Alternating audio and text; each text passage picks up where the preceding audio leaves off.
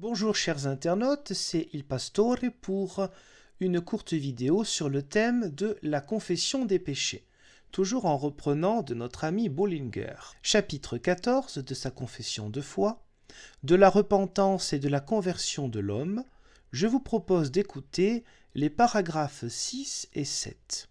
Nous croyons que cette confession sincère, faite à Dieu seul, est suffisante.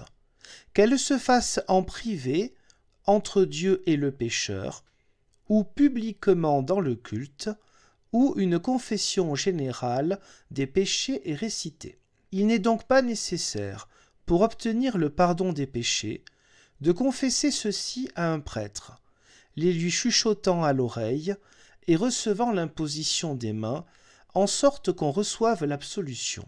Nous n'en voyons en effet aucun commandement ni aucun exemple dans l'Écriture sainte.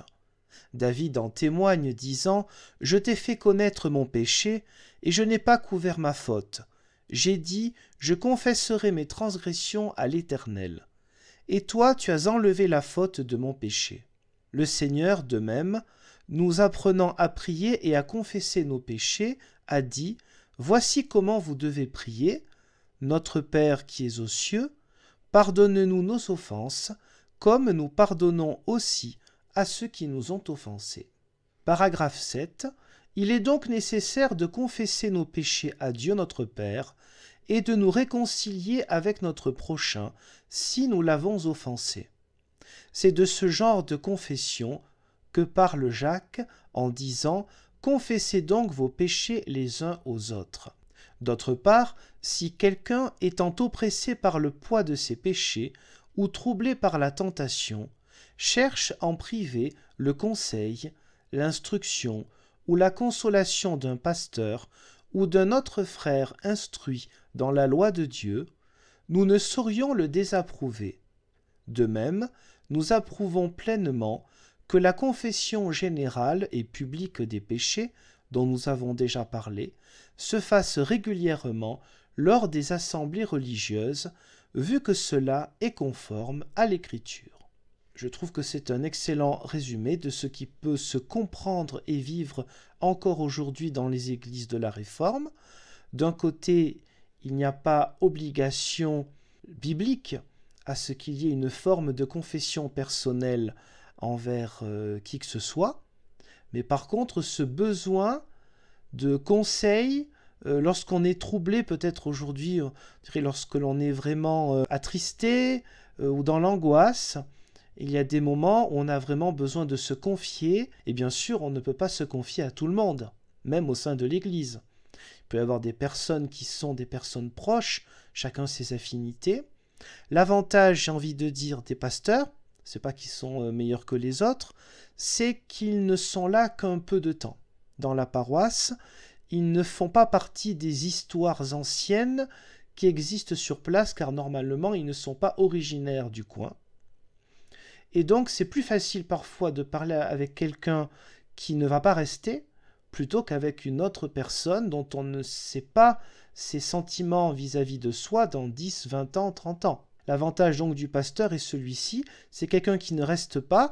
Il y a aussi le côté secret professionnel, secret pastoral, on peut aussi le dire. Et donc cela permet peut-être une plus grande facilité pour se confier. Mais théologiquement, tout chrétien peut être confident de tout chrétien et proclamer le pardon du péché. Et sur le plan rituel, liturgique, cela se fait effectivement de manière générale lors du culte dominical. Là, il parlait à l'époque d'assemblée religieuse, depuis on parle du culte. Moi, je préférais la traduction du terme allemand, le service divin, Gottesdienst, qui me semble meilleur que ce mot culte, mais c'est celui dont on a le plus l'habitude dans les églises de la Réforme de langue française. Et donc, à chaque culte, c'est le temps au début de la repentance, humilité, confession du péché. Cela dépend du vocabulaire que l'on préfère. Et il est suivi, bien évidemment, de la proclamation du pardon.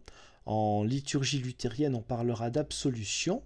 C'est la même chose, c'est-à-dire qu'on proclame au nom du Christ le pardon de notre péché. Tout ça pour dire qu'il n'est donc pas évidemment interdit non plus dans le protestantisme d'avoir des moments de confidence au niveau de ce qui nous pèse beaucoup, notamment nos petites ou grandes culpabilités.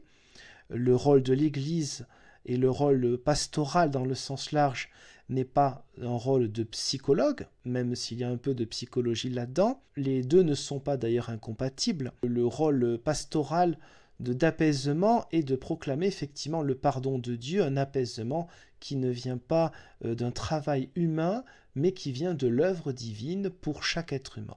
Je vous remercie pour le visionnage de cette vidéo et je vous donne rendez-vous, Dieu voulant, pour une autre. Au revoir.